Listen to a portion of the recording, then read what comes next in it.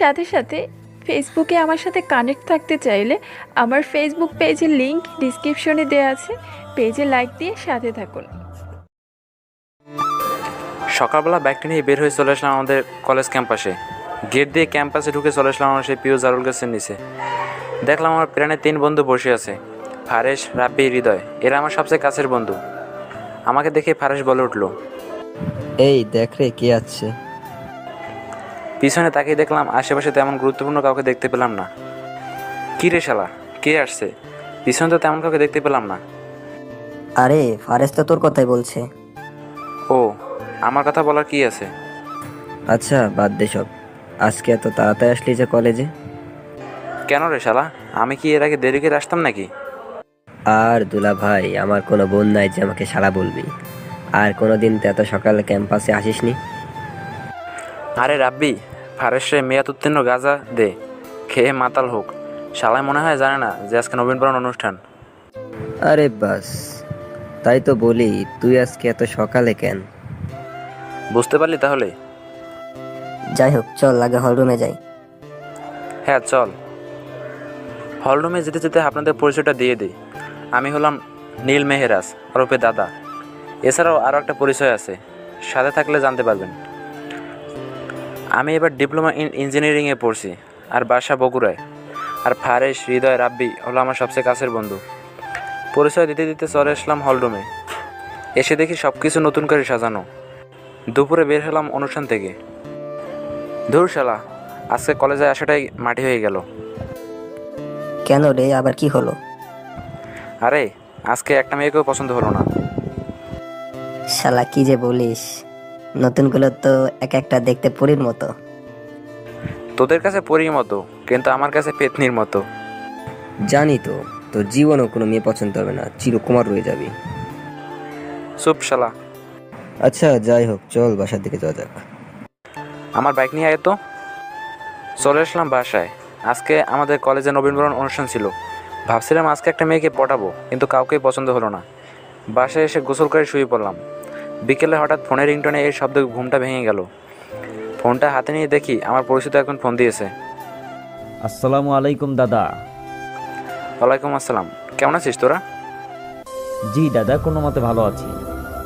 আপনিও ভালো আছেন তাই না? কেন রে, কোনো মতো কেন? পুরোপুরি ভালো নাই কেন? দাদা, আপনি চলে যাওয়ার পর থেকে আমাদের সবারই দুর্দশা শুরু হয়েছে। আমাদের শত্রুদের অভাব নেই। কি করবো বল, কথা দিয়েছি যে। যাই হোক দাদা, আজকে ওইখানে একজনকে নিঃস্ব করে দিয়েছে। জোর করে একজন গরিবের জমি জায়গা লিখে নিয়ে গেছে। কি করবো বল, আমার যে হাত পা সব বাঁধা। আচ্ছা দাদা, ভালো থাকবেন। তোরাও ভালো থাকিস। ফোনটা রেখে দিলাম। দু চোখ দিয়ে অঝরে পানি পড়তেছে। অনেকদিন পর আবার আজকে চোখ দিয়ে পানি ঝরতেছে। যদিও প্রতিদিন ঝরে, কিন্তু কম। আর আজকে এখন বেশি ঝরতে আছে। পুরোনো দিনের স্মৃতিগুলো মনে পড়ে গেল। চোখ দিয়ে পানি পড়তে না চাইলেও পানি ঝরতে থাকে। পরের দিন সকাল সকাল ক্যাম্পাসে চলে আসলাম। আমাদের ক্যাম্পাসটা অনেক বড়, বলতে গেলে এই ঢাকার সব থেকে বড় ক্যাম্পাস। আমি ঢাকায় থাকি। আপনারা জানেন আমার বাইক আছে। আমার বাইকটা বহু পুরনো একটা বাইক। এটা যে দিক দিয়ে যায় সেই দিকে মানুষ একবার হলেও তাকিয়ে দেখে যে কে গেল, কারণ বাইকটার সাউন্ড অনেক হয়। এটা বিক্রি করে দিলে হয়তো 10,000 টাকাও পাবো না। চলে আসলাম জারুল গাছের নিচে। আজকে অনেক তাড়াতাড়ি চলে আসলাম ক্যাম্পাসে, কারণ মনটা ভালো নাই। বাইকটা রেখে বসে পেলাম গাছের নিচে, ঘাসের উপরে বসে বসে গেম খেলছি। ফোনটাও আজকাল আমার সাথে বেইমানি করতেছে। গেম খেলছি এমন সময়। এই গাইয়া, এখান থেকে সরে গিয়ে অন্য জায়গায় বস। কথাটা শুনে মাথাটা উপরে তাকিয়ে তুললাম। দেখলাম কয়েকটা মেয়ের মাঝ থেকে একজন কথাটা বলল। জি, আবার বলেন, কি বললেন? বললাম এখান থেকে সরে গিয়ে অন্য জায়গায় বস।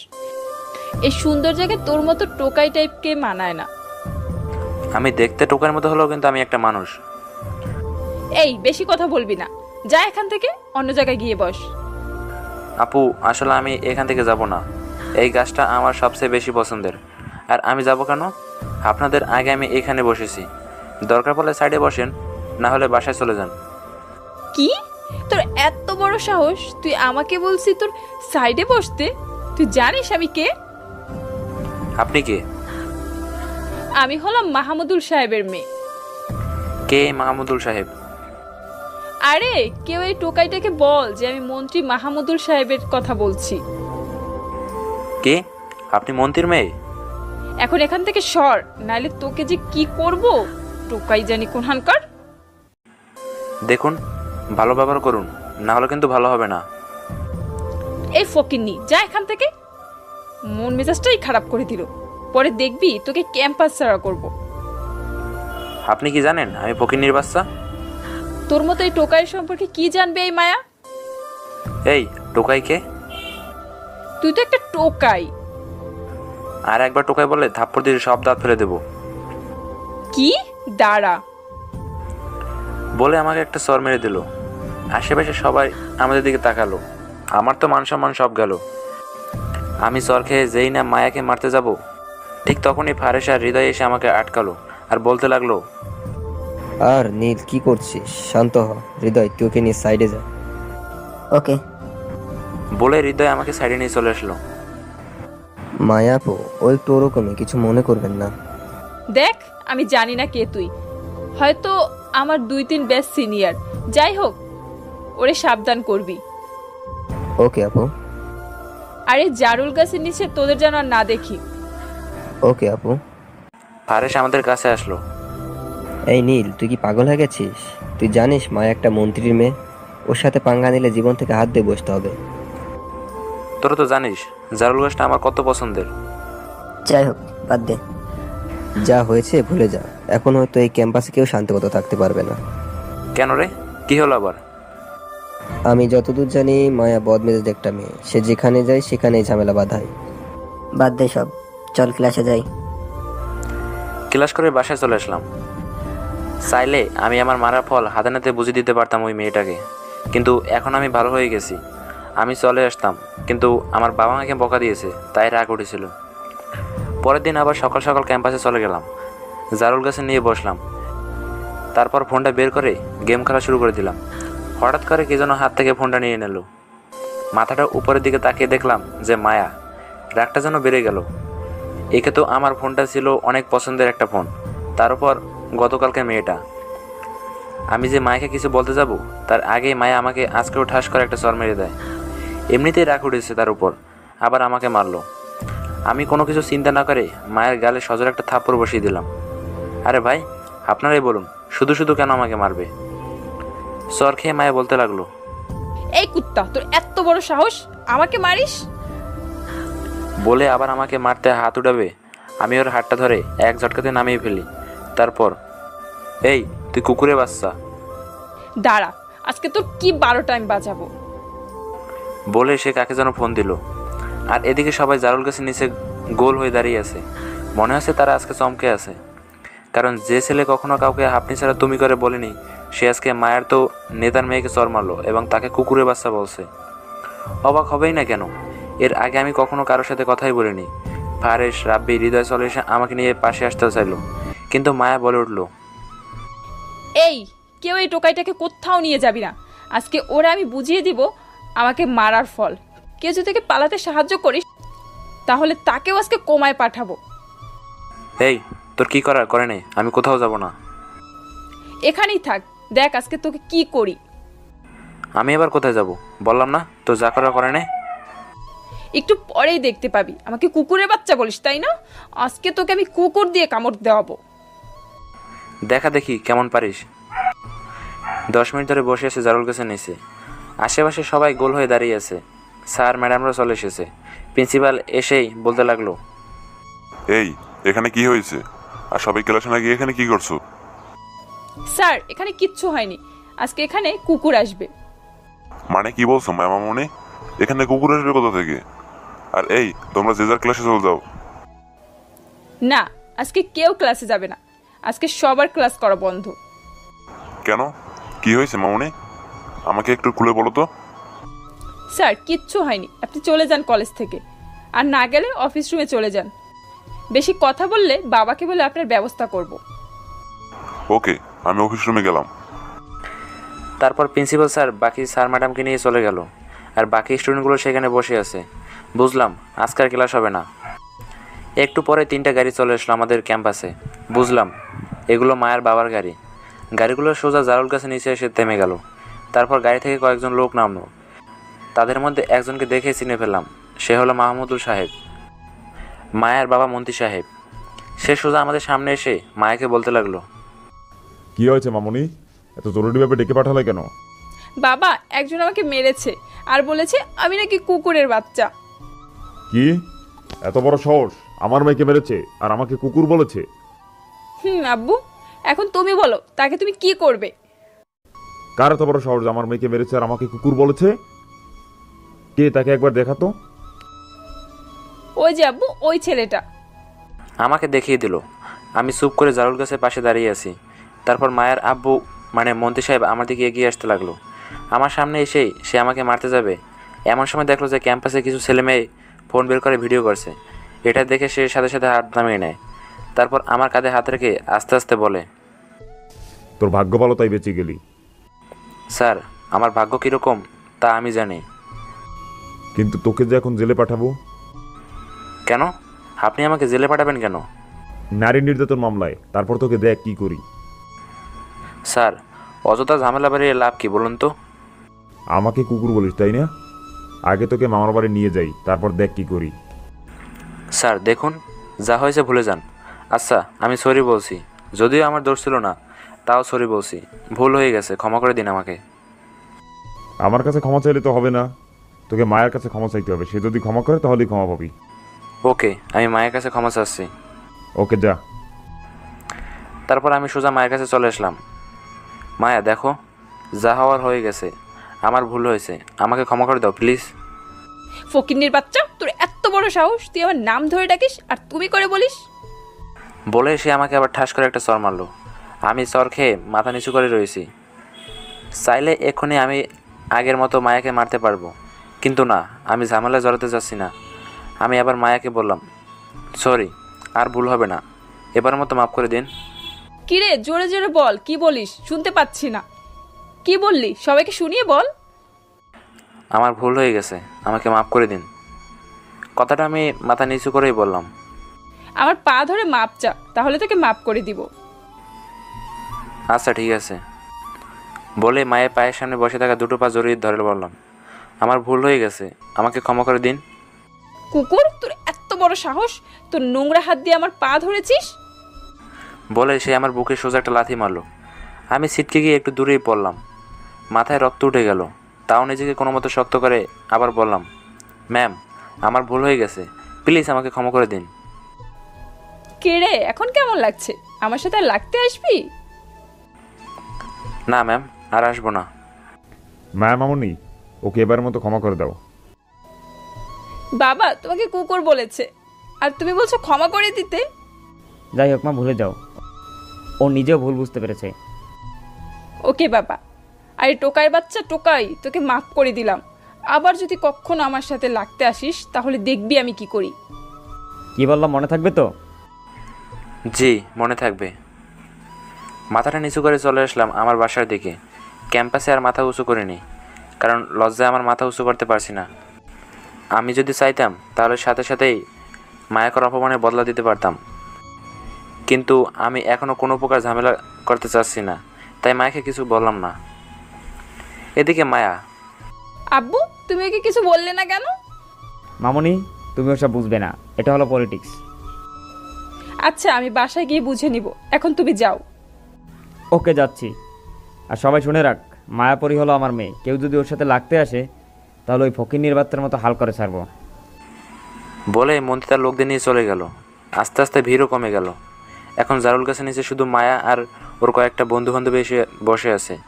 মায়া বলে উঠল, ক্ষেতটাকে কেমন দিলাম বলতো সবাই? ভালোই দিলি রে, কিন্তু আমার মনে হয় ওকে না মারলেও পারতি। বেচারা কতটা অসহায়ের মতো ছিল। আমার সাথে লাগতে আসলে এমনই হবে। যাই হোক, আজকে অনেক মজা পেলাম। বলে সবাই হাসতে লাগলো। আর এদিকে আমি বিকেলে ঘুম থেকে উঠলাম। ক্যাম্পাস থেকে এসেই ঘুমিয়ে পড়েছিলাম। আমার মন খারাপ থাকলে ঘুমিয়ে যাই। ক্যাম্পাস থেকে আসার আগে কারোর সাথে কথা বলিনি। হঠাৎ করে ফোনটা বেজে উঠলো। হাতে নিয়ে দেখি ফারেস ফোন দিয়েছে। হ্যাঁ, বল রে। কি করছিস এখন? এই তো বসে আছি। দেখ ভাই, যা হবার তা হয়ে গেছে। সব কিছু ভুলে যা, আর আজকের ওই বিষয়টাকে এখনই ভুলে যা। আচ্ছা ঠিক আছে। আর তোর বাইক আমার কাছে আছে। ও সমস্যা নাই রে। আচ্ছা তুই একা থাক তাহলে, একটু ভালো লাগবে। হ্যাঁ রাখলাম। ফোনটা রেখে দিয়ে ভাবতে লাগলাম, আজকে যদি আমি আগে নীল হয়ে থাকতাম তাহলে মায়াকে আজকে যা খুশি করতে পারতাম, কিন্তু আমি আগের থেকে নিজেকে পরিবর্তন করেছি। রাতে হালকা খেয়ে শুয়ে পড়লাম। শুয়ে শুয়ে ভাবতে লাগলাম আগের দিনগুলোর কথা, যখন আমি পরিবারের সাথে থাকতাম। আমার পরিবারে মোট 4 জন ছিলাম, আমি, আব্বু, আম্মু আর আমার ছোট বোন। আর এই জনকে নিয়ে আমার ছিল একটা সুখের পরিবার। মধ্যবিত্ত পরিবার ছিল আমাদের, কিন্তু সব সুখ যে সবার কপালে সয় না, আমার কপালেও সেই সুখটা সইল না। আমি যখন ইন্টারে পড়তাম তখন আমি রাজনীতি করতাম। তখন ছিল আমাদের কলেজের ছাত্রলীগের সভাপতি। এরপর থেকে আস্তে আস্তে রাজনীতিতে জড়িয়ে পড়ি, আর তারপরে শুরু হয় আমার রাজনৈতিক কেরিয়ার। পরের দিন সকালবেলা খেয়ে কলেজে চলে গেলাম। এইভাবে চলতে লাগলো বেশ কয়েকদিন। এখন আর আমি জারুল গাছের নিচে বসি না, নতুন করে একটা আমি গাছের নিচে আড্ডা দেওয়ার স্থান বানিয়েছি। আপনারা হয়তো ভাবছেন আমি মায়ের ভয়ে আর জারুল গাছের নিচে যাই না, কিন্তু আসলে আমি জারুল গাছের নিচে যাই না। তার কারণ হলো আমি মায়া আর ওর মন্ত্রীর বাবার সাথে ঝগড়া করতে চাই। প্রতিদিনের মতো আজকেও ক্যাম্পাসে চলে আসলাম। এসে আম গাছটার নিচে বসে বললাম। এমন সময় একটা মেয়ে এসে আমার সামনে পড়ে গেল। মেয়েটা দেখতে অনেক সুন্দর, মনে হয় বিপদে পড়েছে। সে আমাকে বলতে লাগলো, আমাকে প্লিজ বাঁচান। আরে কেন, আপনার আবার কি হয়েছে? আমি মিষ্টি, আগে আমাকে বাঁচান। কি হয়েছে? আমি আর মিষ্টি নামে মেয়েটা কথা বলছি। এমন সময় কয়েকটা ছেলে আসলো আমাদের সামনে। ছেলেটাকে দেখে চিনে পেলাম। আরে এ তো আমাদের ভার্সিটির ছাত্রলীগের সভাপতি স্বামী ভাই, যার ভয় পুরো ক্যাম্পাস কাঁপে, যাকে স্যার ম্যাডাম সবাই ভয় পায়। সে এসে আমাকে বলতে লাগলো, এই ক্ষেত মেয়েটাকে আমাদের হাতে তুলে দে। ভাই আপনি নিয়ে যান এই মেয়েটাকে, আমি কি ওরে আটকে রাখছি নাকি? এই ইমরান, যা তো মেয়েটাকে নিয়ে আয় তো। ওকে ভাই, যাচ্ছি। তারপর ইমরান আমার কাছে এসে মিষ্টিকে নিয়ে যেতে হাতটা ধরলো, আর মেয়েটা বলতে লাগলো, প্লিজ আমাকে বাঁচান। এরা আমাকে বেঁচে থাকার মতো অবস্থায় রাখবে না। এরা আমায় তুলে নিয়ে গিয়ে ধর্ষণ করবে। প্লিজ আমাকে বাঁচান। এই সাজিদ, তাড়াতাড়ি নিয়ে আয় তো। আজকে শালির শব্দ মাগ বের করে দেবো। ভালোই ভালো বলছিলাম আমার সাথে থাকতে, কিন্তু না, আমার কথা শোনেনি। এখন কেমন লাগে দেখ। আমার কথা মতো রাজি হলে আজকে তোকে এই দিন দেখতে হতো না। প্লিজ ভাইয়া, আমাকে কিছু করেন না। আমি ছাড়া আমার মাকে দেখার মতো কেউ নেই। স্বামী ভাই প্লিজ মেয়েটাকে ছেড়ে দেন। মেয়েটা কতটা অসহায় দেখছেন, তার মাকে দেখাশোনা করার জন্য সে ছাড়া আর কেউ নেই। প্লিজ ভাই ছেড়ে দেন। এই খ্যাত, তুই চুপ থাক। আর বেশি কথা বলো তোকে ওখানে পুঁতে রেখে দেবো। আর সাজিদ, মেয়েটাকে নিয়ে আয়। ওকে ভাই। তারপর সাজিদ মিষ্টি নামে মেয়েটাকে হাত ধরে টেনে নিয়ে যেতে লাগলো। আমি সেখানেই দাঁড়িয়ে আছি, আর মিষ্টি তো অনেক কান্না করতেছে। আমি এখন কি করব?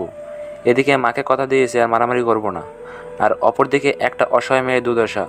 এখন আমার কি করা উচিত? ক্যাম্পাসে সবাই চারদিকে দাঁড়িয়ে দাঁড়িয়ে সব দেখছে, কেউ কিছুই বলছে না। আমার জন্য আর মিষ্টি নামে মেয়েটার কান্না সহ্য হলো না। কেন জানি তার জন্য খুব মায়া লাগছে। তার একটা কথায় কানে ভাসে, প্লিজ আমাকে কিছু করেন না, আমি ছাড়া আমার মাকে দেখার মতো কেউ নেই। কী করবো ভেবে পাচ্ছি না। হঠাৎ করে আমি সব কিছু ভুলে গেলাম। তারপর সোজা দৌড়ে গিয়ে মিষ্টির হাত তার পেছন থেকে শক্ত করে ধরলাম, আর সাজিদও দাঁড়িয়ে গেল। সে মিষ্টিকে সামনে থেকে টানতেছে, কিন্তু সামনের দিকে নিতে পারছে না। তারপর আমি মিষ্টিকে পিছন দিকে জোরে একটা টান দিলাম। সাজিদের হাত থেকে মিষ্টির হাতটা খসে মিষ্টি আমার দিকে চলে আসলো। আর এদিকে স্বামী ভাই তার সহ লোকজনও থেমে গেল। তারপর স্বামী ভাই বলতে লাগলো, কিরে খ্যাত, আবার কি হলো? শালিকে আটকালি কেন? ভাই আপনি যেটা করছেন সেটা ঠিক না, আর মেয়েটাকে ছেড়ে দিন প্লিজ। সে ছাড়া তার বৃদ্ধ মাকে দেখার মতো আর কেউ নেই। এখন যদি তার কিছু হয়ে যায় তাহলে তার মাকে কে দেখবে বলেন? ওই শালা, তোরা তো মাথা ব্যথা কেন ওর মাকে নিয়ে? আর এত যখন মাথা ব্যথা হলে তুই ওই শালির মাকে দেখবি। ভাই প্লিজ মেয়েটাকে ছেড়ে দিন। প্লিজ ভাইয়া, আমাকে ছেড়ে দিন। আমি ছাড়া আমার মাকে দেখাশোনার জন্য এই পৃথিবীতে আর কেউ নেই। এই দেখ, কোনো প্রকার ন্যাকামি করবি না। ভাই প্লিজ ছেড়ে দিন। এই সাজিদ, এই শালার আগে সাইজ করতো। ওকে ভাই। বলে সাজিদ এসে আমার পায়ে একটা হকি স্টিক দিয়ে বাড়ি মারলো। আমি বাড়ি খেয়ে জায়গায় বসে পড়ি, আর স্বামী ভাই এসে মিষ্টির হাত ধরে টানতে টানতে নিয়ে যেতে লাগলো। আমি উঠে গিয়ে স্বামী ভাইয়ের পিঠে একটা লাথি মারলাম। সে গিয়ে সামনে গিয়ে পড়লো। এরপর স্বামীর সাথে থাকা লোকজনগুলো আমাকে মারতে আসলো। তারা সব মিলিয়ে 12 থেকে 13 জন হবে। আমি সবাইকে মেরে মাটিতে শুয়ে দিলাম। মারামারিটা মায়াও দেখছিল। সে চুপ করে দাঁড়িয়ে আছে ভিড়ের মধ্যে। তাদের মারতে গিয়ে আমার হাতটা আর পায়ে ব্যথা পেয়েছি। মার খেয়ে স্বামী বলে উঠলো, তো এত বড় সাহস আমার মারিস? দাঁড়া দেখ আজকে তোর কি করি। তোর কী করা আছে করে নে। তুই জানিস না তুই কাকে মারছিস? আজকে তোকে এই ক্যাম্পাসে মেরে পুঁতে দেবো। তাই নাকি? হাসছিস, ভালো মতো হেসে নে, পরে আর হাসতেও পারবি না। সেটা পরে দেখা যাবে। আজকে তোরে মেরে এই শালি মিষ্টিকে নিয়ে গিয়ে এমন অবস্থা করবো যে সে আর কখনো কাউকে মুখ দেখাতে পারবে না। ও তাই নাকি? পারলে ওরে টাচ করে তো দেখা। দাঁড়া আগে রাখ, ভাই আসুক। ও তা কোথাকার রাজ ভাই? শালা ছাত্রলীগের কেন্দ্রীয় সভাপতি রাজ ভাই। ও তাহলে আসতে বল। আর আমিও আম গাছে নিচে আছি। আবার বিড়ালের মতো ক্যাম্পাস থেকে পালিয়ে যাস না। আমি পালাবো না। কাকে ডেকে নেবি ডেকে নে বলে মিষ্টির হাতটা ধরে সোজা আম গাছে নিয়ে চলে আসলাম। এসে তাকে বলতে লাগলাম, আচ্ছা আপনার বাসায় কে কে আছে? আমার বাসায় আমি আর মা থাকি। ও আপনার বাবা ভাই বোন কই?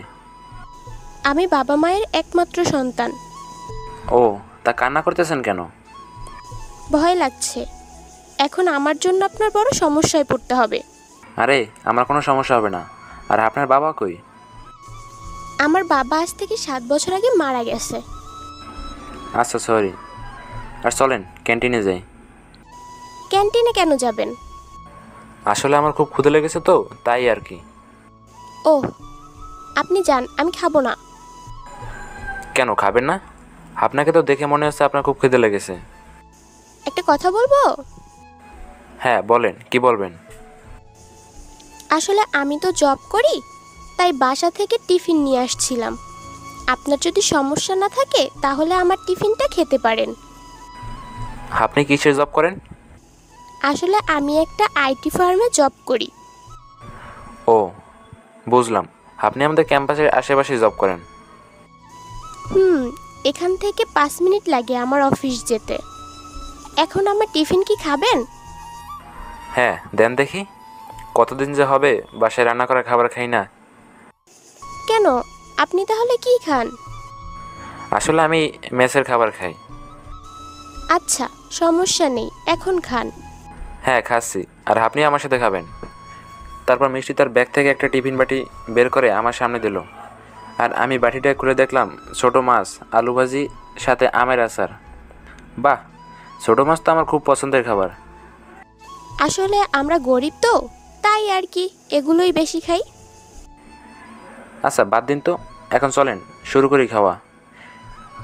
তারপর আমি দুটো বাটিতে সব সমান ভাগ করে মিষ্টিকে 1 ভাগ দিলাম আর আমি 1 ভাগ নিলাম। তারপর দুজনেই খাওয়া শুরু করলাম। খাবার খেয়ে যেই আমি হাত ধুতে যাব এমন সময় পিছন থেকে কে যেন আমার কলার ধরলো। আমি হাত ধোয়া বাদ দিয়ে পিছনের দিকে তাকালাম। আর সাথে সাথে স্বামী আমাকে একটা বাড়ি মারলো। আমার মাথায় কিছুটা অংশ কেটে গেল। আমি হাত না ধুয়ে আবার স্বামীকে কয়েকটা লাথি দিলাম। স্বামীকে এবার ভালোই দিলাম। সে মার খেয়ে আবার বলল, তোর এত বড় সাহস, আমাকে মারিস? দেখ মাথাটা গরম করবি না। এখন তোর কোন রাজভাইকে নিয়ে আসছিস বল। কুত্তার বাচ্চা, তোকে তো রাজভাই মেরেই ফেলবে। আজকে রাজভাই তোকে মেরে কিমা বানাবে, আমাকে মারিস? কি বললি তুই? দাঁড়া আজকে তোকে কি করি দেখ। বলেই আবার স্বামীকে মারতে শুরু করলাম। এবার শুধু স্বামীর মুখের কয়েকটা ঘুষি মারলাম। মারতে মারতে স্বামীর মুখ থেকে রক্ত বের করলাম। হঠাৎ করে কোথা থেকে যেন ফারেস এসে আমাকে টেনে নিয়ে যেতে লাগলো। তারপর ফারেস বলতে লাগলো, এই নীল, ইদানিং তোর কি হয়েছে বলতো? কয়েকদিন ধরে দেখছি তুই খালি ঝামেলা করছিস। ফারেস তুই কখন আসলি ক্যাম্পাসে? একটু আগেই আসছি। তুই আবার মারামারিতে জড়িয়েছিস কেন? দেখ, যেটা জানিস না সেটা নিয়ে বেশি কথা বলবি না। আমি একটা অসহায় মেয়েকে সাহায্য করার জন্য মারামারি করছি। আচ্ছা যাই হোক, এখন চল ক্যাম্পাস থেকে। কোথায় যাব? আমার সাথে চল, বেশি কথা বলিস কেন? কোন রাজ নাকি আমাকে মারতে আসছে, ওকে একটু দেখে যাই চল। এই কাজ আছে, আয় আমার সাথে। রাজ ভাই একটা আস্ত জানোয়ার, তুই গেলে তোকে আস্ত জ্বালিয়ে দিবে। দেখ ফালতু কথা বলবি না। আমি এখন সেই রাজকে দেখতে যাব। বলেই ফারেসের কাছ থেকে আবার মাঠের মাঝে চলে আসলাম। আজকেও মাঠের চারপাশে সকলে গোল হয়ে দাঁড়িয়ে আছে, কেউ কিছু বলছে না। দেখলাম একজন একটা বাইকের ওপর বসে আছে, আর তার পিছে আর কতগুলো লোক দাঁড়িয়ে আছে, কিন্তু যে চেয়ারে বসে আছে সে অন্যদিকে মুখ ঘুরিয়ে বসে আছে। বুঝলাম এটাই রাজ। আমি সোজা রাজের কাছে যেতে লাগলাম। এমন সময় কোথা থেকে যেন মায়া এসে বলতে লাগলো, এই খ্যাত কই যাস? রাজবাড়ির দিকে যাচ্ছিস কেন? নাকি অকালে মরার প্ল্যান আছে? দেখুন, আপনার সাথে আমার কোনো কথা নাই, আপনি আপনার মতো থাকুন। আমি কোথায় যাবো না যাবো সেটা কি আপনার বিষয়? দেখ খ্যাত, বেশি বক বক করবি না, তোকে শুধু সাবধান করলাম। রাজবাড়ি অনেক খারাপ লোক, আমার বাবার মতো ভালো না যে তোকে ছেড়ে দিবে। ধুর, চুপ থাকেন তো, বলে আবার রাজের দিকে এগোতে লাগলাম। মনে মনে হাসতেছি। হাসার কারণ হলো মায়ের মন্ত্রীর বাবা আমার আসল পরিচয় জানলে আমাকে আপনি ছাড়ার কথাই বলতো না, আর মায়াকে যে কি করতো তা আমি নিজেও জানি না। তারপর আমি রাজের কাছে আসতেই শুনতে পেলাম, কিরে দেখ তো স্বামী এখনো আসছে না কেন? স্বামী আর আসবে না, এমন মায়ের মেরেছি সে এখন মাঠের মধ্যে পড়ে আছে। কে রে তুই স্বামীকে মারছিস? পিছন তো তাকিয়ে দেখ আমি কে। এ কথাটা বলাতেই রাজ পিছনে তাকালো। তারপর সে আমাকে দেখে বলতে লাগলো, ভাই আপনি এই জায়গায়? আর কেমন আছেন? এই ধরুন চেয়ারে বসুন। এই, আমার দিকে চেয়ারে গিয়ে দিতে হবে না, তুই এখানে আমাকে মারতে আসছিস তাই না? ভাই স্বামী বলেছে কে যেন ওকে মেরেছে, তাই আসছি। ভাই এই ক্ষেত্রে আপনি আপনি আপনি করে বলতেন কেন? স্বামী আমার কাছে আয়। আরামজাদা, তুই কাকে খেত বলছিস জানিস? আমি তো এই ক্ষেতকেই বলছি, আর আপনি এখন এই ক্ষেতটার কিছু বলছেন না কেন? তাড়াতাড়ি নীল ভাইয়ের পা ধরে ক্ষমা চা, না হয় আজকে তোকে যে কি করব। রাজ, তুই তো আমাকে আগে থেকেই চিনিস, আমি অন্যায়ভাবে কাউকে মারি না। আর তুই কি শুনে আসিস নি আমি কেন স্বামীকে মারছি? না ভাই। শোন, আমি কেমন টাইপের মানুষ তা হয়তো তুই খুব ভালো করে জানিস। আজকে তুই আমার এলাকার ছেলে বলে বেঁচে গেলি, আর যদি এমন ভুল হয় তাহলে তোকে যে কী করবো বুঝতেই তো পারবি। ভাই আমার ভুল হয়ে গেছে, প্লিজ আমাকে মাফ করে দিন। আগে শুনবি সে কোনো মার খেয়েছে, বকা খেয়েছে, তারপর বিচার করতে আসবি। ওকে ভাই। আর এই স্বামী, এখন যদি বাঁচতে চাস তাহলে নীল ভাইয়ের পা ধরে মাপ চা। বেশি বক বক করবি তো এখানে পুঁতে দিব। রাজ বাদ দে, আর কাউকে কিছু বলবি না, চলে যা। ওকে ভাই। তারপর রাজ তার লোকদের নিয়ে চলে গেল। আমি আম গাছে নিচে এসে বসে পড়লাম, সাথে ফারেস মিষ্টিও চলে আসলো। এই নিন পানি, হাতটা ধুয়ে নিন। আর এ কি, আপনার কপাল দিয়ে তো রক্ত পড়ছে। পানির বোতলটা নিয়ে হাত মুখ ধুতে ধুতে বললাম, ওটা কিছুটা কেটে গেছে, একটু পরে ঠিক হয়ে যাবে। কত রক্ত পড়তেছে, আর আপনি বলছেন একটু পরে ঠিক হয়ে যাবে? চলুন, সামনেই একটা ফার্মেসি আছে, ড্রেসিং করে মেডিসিন নিয়ে আসি। আরে আপনি অস্থির হবে না, আমার তেমন কিছু হয়নি, একটু মাথাটা ছিলে গেছে, কিছু হবে না, আর ওরা আপনাকে বিরক্ত করবে না। এখন বেশি কথা না বলে চলুন, আগে মেডিসিন নিয়ে আসি। আরে বললাম না লাগবে না। আচ্ছা ঠিক আছে, আমি এখন তো বাসে চলে যাব, তখন না হয় নিয়ে যাবো না। না, আমার সাথেই চলেন, আসলে আমিও ফার্মেসিতে যাব। কেন যাবেন, কোনো কাজ আছে কি? আসলে মায়ের জন্য ওষুধ নিতে হবে। আচ্ছা চলেন তাহলে যাই। আর ফারেস, আমি আজকে চলে গেলাম, পরে তোকে সব বলবো। তারপর আমি ফারেসকে কোনো কথা বলতে না দিয়ে চলে আসলাম। আজকেই প্রথম আমার বাইকে কোনো মেয়ে উঠলো, আর এদিকে মায়া ভাবছে, আজকে তো আমি কিছুই বুঝলাম না, এই খ্যাতটাকে রাজভাইয়ের মতো বড় নেতা ভাই ভাই বলে ডাকলো। তাহলে তো এই খ্যাতটা আসলে খ্যাত না, এটা অন্য কেউ হবে। মনে হয় খ্যাত মার্কা গেট আপ নিয়ে থাকে। না বাবা, আমাকে ওই নীলের কাছে ক্ষমা চাইতে হবে, নাহলে কখন যে আমাকে কি করে বসে কেউ বলতে পারে না। আগামীকালকেই আমি ওই খ্যাতটাকে সরি বলবো, আর জারুল গাছের নিচে বসার জন্য বলবো। মায়াকে বাসায় দিয়ে আসলাম, তারপর আমি বাসায় চলে আসলাম। বাসায় এসে ফেরসে হালকা খেয়ে শুয়ে পড়লাম। শুয়ে শুয়ে ভাবতে লাগলাম, আজকে একমাত্র আমার জন্যই আমার বাবা মা আদরে বোন বেছে নেই। আজকে আমি যদি রাজনীতিতে জড়াতাম না, তাহলে আজকে আমার বাবা মা বোন সবাই থাকতো। আপনারা হয়তো ভাবছেন আমার বাবা মা বোন কোথায়। আসলে আমার কিছু শত্রু একত্র হয়ে আমার বাসায় আসে। আমি বাসায় না থাকায় কালীন আমার পরিবারের সবাইকে মেরে ফেলেছে। আমি বাসায় এসে দেখি আমার মা রক্তাক্ত অবস্থায় ফ্লোরে পড়ে আছে। মায়ের কাছে যেতে সে বলেছিল আর কখনো মারামারি করবি না, আর আজকে চলে যাবে এই শহর ছেড়ে। আর তারপর থেকে আমি এখানে, কিন্তু আজকে আমি আমার মাকে দেওয়া কথা রাখতে পারলাম না। জানি না আল্লাহ আমাকে এর জন্য ক্ষমা করবে কি না, কিন্তু আমি কি করব বলেন, আপনারাই বলেন। যদি মেয়েটার কিছু হয়ে যায় তাহলে তার বৃদ্ধ মাকে কে দেখবে বলেন। শুয়ে শুয়ে এসব ভাবছি, এমন সময় সেই দিন যে ফোন করেছিল সে ফোন দিয়েছে, আর তার নাম হলো রাকিব। আমি ফোনটা রিসিভ করলাম। দাদা আপনি কেমন আছেন? হ্যাঁ ভালো আছি, তোরা কেমন আছিস? আমাদের আর ভালো থাকা, আমাদের কে ভালোভাবে শান্তিতে বাঁচতে হয়েছে কোন? কেন রে, কি হলো আবার? আমরা তো বাসা থেকে বেরিয়ে হতে পারি না, ওর কারণ হলো রুকু। আমি জানি রুকু সোজা হবে না। আমাদের সাথে যা করে তা না হয় মেনে নিলাম, কিন্তু এখানে যে প্রতিদিন কত মানুষের ক্ষতি করতেছে তা আল্লাহ পাকে ভালো জানে। চিন্তা করিস না রে, আমি খুব শীঘ্রই আসতেছি তোদের কাছে, তারপর দেখি ওই রুকুকে কি করি। আর দাদা একটা খোঁজ পাইছি। কি খোঁজ বল দেখি। এখন বলবো না দাদা, যখন আপনি এখানে আসবেন তখন না হয় বলবো। আর যার জন্য আপনার কাছে ফোন দেওয়া, সে আসল কথাটাই তো বলা হলো না। কি আসল কথা রে? আসলে সামনে 29 তারিখ তো জান্নাত চাচা চাচির মৃত্যুবার্ষিকী, তাই আপনি কি আসবেন? কেন রে, আমাকে আসতে হবে নাকি? 3-4 বছর হয় আসেন না, এবার না হয় আসেন। ওকে দেখবো না। আচ্ছা রাখলাম দাদা। ওকে, ভালো থাকিস। ফোনটা রেখে দিলাম। আসলে বাবা মায়ের মৃত্যুর বার্ষিকী আমি ঢাকাতে পালন করি। আর হ্যাঁ, রাকিব এর জন্যই ফোন দিয়েছিল। পরের দিন ক্যাম্পাসে গেলাম। ব্যাগটি রেখে ক্লাসের দিকে যাইতেই আমি অবাক হয়ে গেলাম, কারণ মায়া আমার সামনে এসে আমাকে বলতে লাগলো, আই এম সরি। কি? আবার বলেন দেখি। আমি খুবই দুঃখিত। ও, তা হঠাৎ করে সরি বলার কারণ কি? না, আসলে আমি আপনার সাথে যেটা করেছি সেটা অন্যায়, আর সেজন্য সরি বললাম। আমাকে ক্ষমা করে দিন প্লিজ, আমার ভুল হয়েছে। ও আচ্ছা, যাই হোক, সরি বলতে হবে। আমি ক্ষমা করার কেউ না, আল্লাহর কাছে ক্ষমা চান, সে একমাত্রই ক্ষমাদানকারী। আমার কাছে ক্ষমা চেয়ে কোনো লাভ নেই। আমি আপনার জন্য দোয়া করব যাতে আল্লাহ আপনাকে মাফ করে দেন। দোয়া করবেন। আচ্ছা, আমি তাহলে ক্লাসে যাই, কেমন? আর আপনি এখন থেকে জারুল গাছের নিচে বসবেন, আমি না অন্য কোথাও গিয়ে বসবো। তার আর দরকার হবে না, আপনি বসেন আল্লাহর হাফেজে। বলেই চলে আসতে লাগলাম আমার ক্লাসের দিকে। আজকে হালকা একটু দেরি হয়ে গেছে আসতে। ক্যাম্পাসে প্রায় সবাই আমার দিকে কেমন যেন তাকিয়ে আছে। মনে হয় গতকালের বিষয়টা নিয়ে তারা এখনও চিন্তা করতেছে।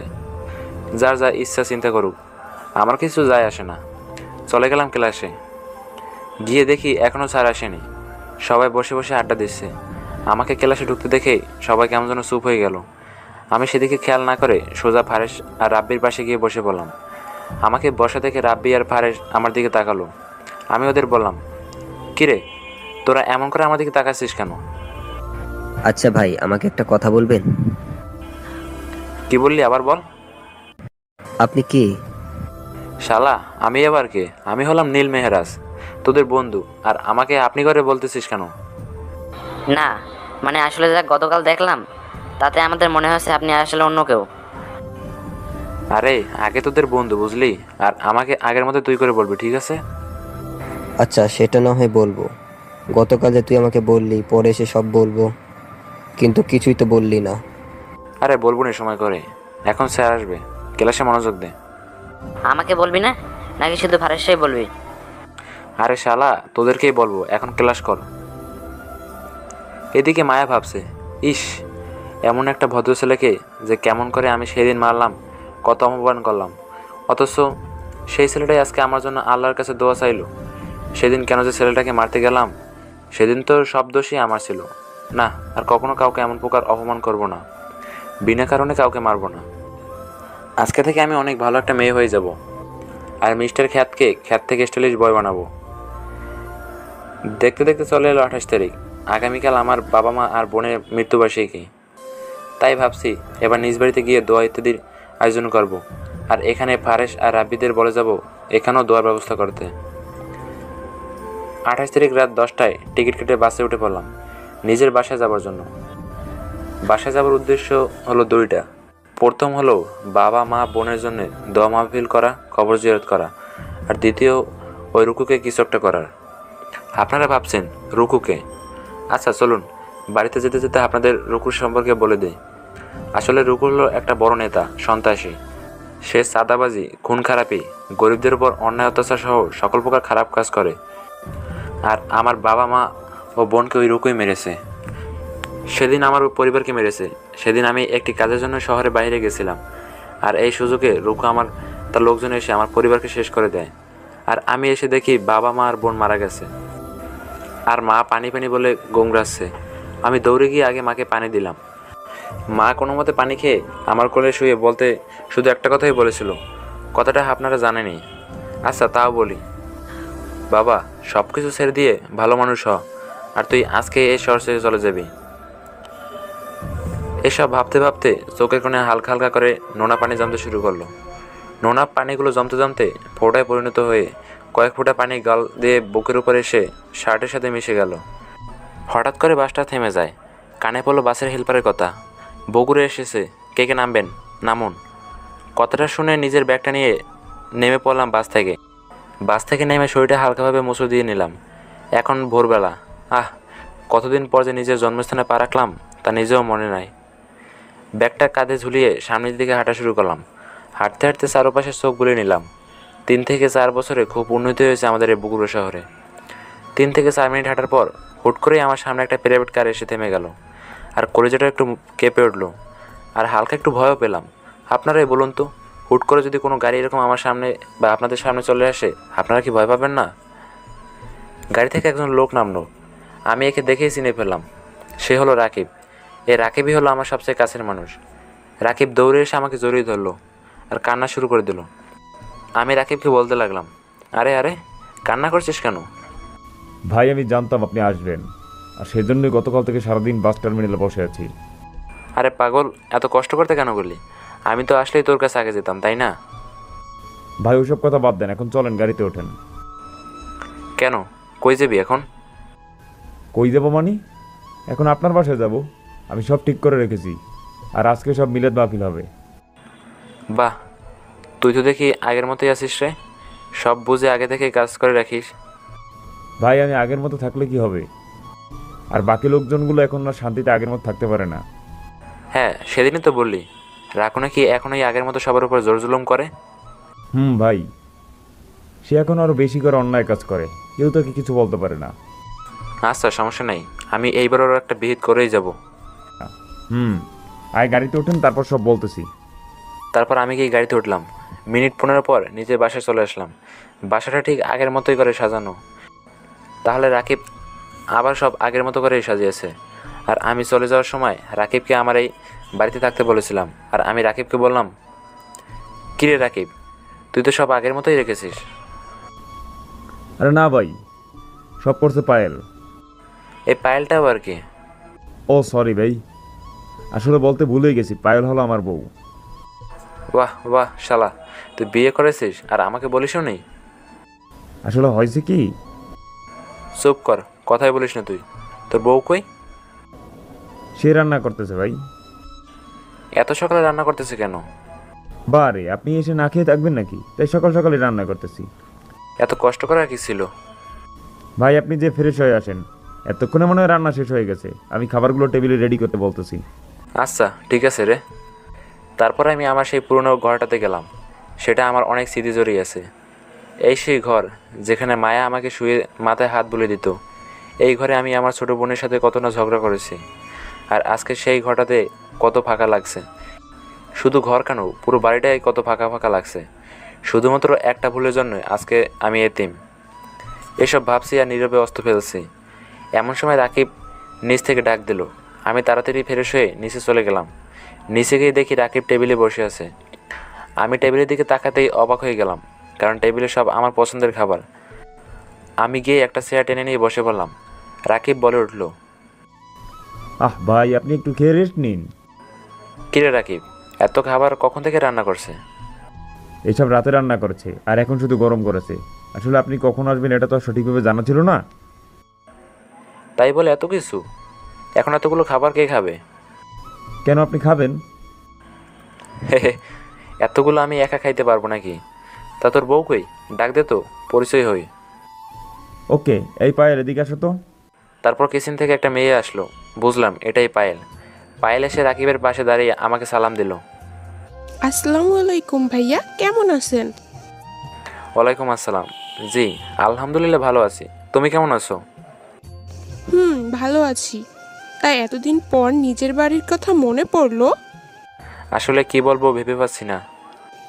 থাক ভাইয়া, বলতে হবে না, এখন খাওয়া শুরু করুন। তুমিও বসো, তিনজন একসাথে খাই। হ্যাঁ পায়েল, তুমিও বসো। আমি খাবার বের করে দিয়ে না হয় বসি। আরে আমরাই তুলে নিয়ে খেতে পারবো, তুমি আমাদের সাথে বসো।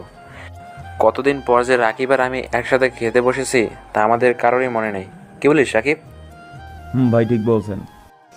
হয়েছে, এখন সবাই খাওয়া শুরু করি। তারপর তিনজনে মিলে গল্প করতে করতে খাওয়া শেষ করলাম। পায়েল মেয়েটার রান্নাটা খুব সুন্দর। মেয়েটাকে দেখে মনে হলো কোনো বড়লোক পরিবারের মেয়ে, আর রাকিবই বা কম কিসে। খেয়ে আমি নিজের রুমে গিয়ে একটু রেস্ট নিলাম। সকাল 10টার সময় ঘুম থেকে উঠে রাকিব আর আমি মিলে মিলাদের সকল ব্যবস্থা করলাম। যদিও রাকিব আগে থেকে সব ব্যবস্থা করে রেখেছিল, আমি শুধু সব দেখে নিলাম আর কি। আল্লাহর রহমতে সব কাজ শেষ। বিকেলে আমি আর রাকিব ছাদে বসে গল্প করছি। এমন সময় আমি রাকিবকে বললাম, আচ্ছা রাকিব, সেদিন যে তুই বললি তুই নাকি একটা খবর পেয়েছিস, সেটা তো বললি না? ভাই কথাটা যে কেমনে বলি আসলে ভাই। আসলে নকলে বাদ দিয়ে সোজা কথা বল, কি হয়েছে? ভাই রুকু নাকি এখন বগুড়া শহরে মাদকের কারখানা বানাবে। কি? এসব তুই কি বলছিস? ভাই আমি এটা জানতে পেরেছি। না, এবার আর ওকে আমি বেঁচে রাখবো না। এবার ওর থেকে আমার সকল প্রতিশোধ নেব। ওর এক একটা কর্মের ফল ওকে বুঝিয়ে দেব। আরও খবর পেয়েছি আগামীকাল নাকি সে আরও একটা মিটিং করবে মাদকের কারখানা নিয়ে তার বাগান বাড়িতে। যাক, আমার কাজ আরও সহজ হলো। তুই আমার দলে আগে সকলকে রেডি হতে বল। ভাই এসব নিয়ে চিন্তা করবেন না, আমি সব ঠিক করে রাখবো। শোন, এবার আমি রুকুকে শেষ করে দেব, আর আগের মতো এই শহরে শান্তি ফিরিয়ে আনবো। তাই যেন হয় ভাই। বলে নিচে চলে আসলাম। তারপর হাঁটতে হাঁটতে চলে আসলাম মা বাবার কবরের কাছে। কবরের পাশে বসে মায়ের কবরের দিকে তাকিয়ে আছি। দুচোখ দিয়ে পানি পড়তে শুরু করলো। আমি বলতে লাগলাম, মা আমাকে ক্ষমা করে দিও। আমি তো আমার শেষ কথাটা রাখতে পারিনি। কীভাবে রাখবো বলো? তুমি তো জানো আমি অনেক কষ্ট দেখতে পারি না। কতক্ষণ যে সে বসেছিলাম তা নিজেও জানি না। বাসার গেটের কাছে আসতেই রাকিব বলে উঠল, আপনি কোথায় গিয়েছিলেন? এই তো বাইরে গিয়েছিলাম রে। কেন, কিছু হয়েছে কি? আর তুই কোথায় গিয়েছিলি? না না, কিছু হয়নি, আমি একটু বাজারে গেছিলাম। আসলে অনেকবার ফোন দিলাম তো ফোন তুললেন না, তাই আর কি। ফোনটা পকেটে ছিল রে, হাই ভাইব্রেশন করেছিল, তাই তুলতে পারিনি। ওহ, আর আমি সকলকে রেডি থাকতে বলছি। বাকি সবাই এখন কোথায় আছে রে?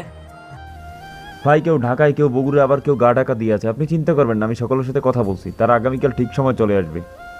এজন্যই তোকে আমি ভাইয়ের আসনে বসিয়েছি জানিস। ভাই চলেন ভিতরে যাওয়া যাক। তারপর আমি আর রাকিব বাসার ভিতরে চলে আসলাম। ভিতরে আসতে তো আমি অবাক, কারণ আমার সামনে পায়েল আর একটা মেয়ে বসে আছে। আরে ভাই, পায়েলকে দেখে আমি অবাক হইনি, অবাক হয়েছি পায়েলের সাথে থাকা মেয়েটাকে দেখে। কারণ মেয়েটার কেউ না, সে হলো মায়া। আমি কোনো কথা না বলে বাসার ভিতরে ঢুকে সেই সিঁড়ি দিয়ে উপরে উঠতে যাবো, এমন সময় পায়েল আমাকে ডাক দিল। ভাইয়া এদিকে আসুন, গল্প করি। আমি সিঁড়ি থেকে নেমে গিয়ে সোফায় গিয়ে বলতে লাগলাম, হ্যাঁ গল্প করি, বলা তো যায় না, আর গল্প করার সময় আর কি হবে। এখানে আমাকে দেখে মায়া অবাক হয়ে যায়। সে অবাক হয়ে আমার দিকে তাকিয়ে আছে। আমাকে উপর থেকে নিচ পর্যন্ত এবার চোখ বুলিয়ে নিল, যা আমি স্পষ্ট দেখতে পেলাম। মায়া আমাকে বলতে লাগলো, আপনি এখানে কি করে? আমি তো এখানেই থাকবো, তাই না? মানে কি বুঝলাম না। আপনার মতো লোক এত বড় বাড়িতে, এটা কিভাবে সম্ভব? এই মায়া, তুই কাকে কি বলছিস জানিস? আর তুই ভাইয়াকে চিনিস নাকি? আর এটা তো নীল ভাইয়ার বাসা। আরে আমি যে তোকে একটা ছেলের কথা বলছিলাম, মনে আছে? ওই যে খ্যাত ছেলেটার কথা। এই শালি, এই ছেলেটাই সেই খ্যাত। এই আপনি কি কানা নাকি? আমাকে কোন দিক থেকে ক্ষেত লাগে? পায়েল তুমি বলো তো, আমাকে কি ক্ষেত ক্ষেত লাগে? না তো ভাইয়া, কে বলছে আপনাকে খ্যাত খ্যাত লাগে? এই মেয়েটা তোমার কি হয়? মায়াকে দেখেই বললাম, এটা তো আমার বান্ধবী হয়। তোমার বান্ধবী আমাকে ক্ষেত বলে? আচ্ছা, আপনি তো আজ থেকে 3 দিন আগেও খ্যাত টাইপ ছিলেন, তা হঠাৎ এমন পরিবর্তন কেন? এমনি। আর আমাকে যে এখানে এইরকম দেখতেছেন সেটা ক্যাম্পাসে গিয়ে কাউকে বলবেন না। তারপর আরও কিছুক্ষণ গল্প করে খেয়ে দিয়ে রুমে চলে গেলাম। আমি জানি এখন মায়া পায়েলের কাছ থেকে না হয় রাকিবের থেকে আমার বিষয়ে সব জেনে নেবে। দূর, এখন এসব ভেবে কাজ নেই। আগামীকালকে কীভাবে রুকুকে শেষ করা যায় ওই প্ল্যানটা করে ফেলি। তারপর রাকিবকে ডেকে এনে দুজনে মিলে সারা রাতভর একটা প্ল্যান করলাম। পরের দিন 11টার দিকে ঘুম ভাঙলো। তারপর আমি উঠে ফ্রেশ হয়ে নিলাম। সিঁড়ি দিয়ে নিচে নামতেই দেখি রাকিব, পায়েল আর মায়া বসে বসে আড্ডা দিচ্ছে। আমি ওদের সাথে হালকা একটু আড্ডা দিলাম। তারপর হালকা একটু খেয়ে রাকিবকে নিয়ে ছাদে গেলাম এবং আমাদের দলের সবাইকে ঠিকমতো সময় মিশনে আসার জন্য বললাম। কোনো মতে দিনটা পার করলাম। ঘড়িতে ঠিক 10টা বাজে। আমি আর রাকিব বাসা থেকে বের হলাম। আমি যে বগুড়ায় আছি এটা হয়তো রুকু বা দাদা দলের লোকজন জানে না। আজকে আমি আমার সেই পুরনো পোশাকটা পরে আর আমার পুরনো সেই বাইক R15টা সাথে নিয়েছি। আর আমার সাথে তো আমার পছন্দের বার্মিজ, আমার পছন্দের পিস্তলটা তো আছেই। আগে আমাকে সবাই এই পোশাকটা আর বাইকটা দেখেই দাদা দাদা বলে ডাকতো। চলে আসলাম আজকে মিশনের জায়গা কাছাকাছি। এসে দেখি আমার দলের আগে লোকজনগুলো দাঁড়িয়ে আছে। আমাকে দেখেই সবাই খুশি, কেউ কেউ তো কান্না করে দিল। এতে বুঝলাম তারা আমাকে কতটা ভালোবাসে। তারপর আমি একাই চলে গেলাম একটা পুরনো কারখানার ভিতরে। রাকিব বলেছিল এটাতেই নাকি আজকে রুকু আর তার লোকজন মিটিং করবে। রাকিবের কথা মতো ভিতরে চলে গেলাম।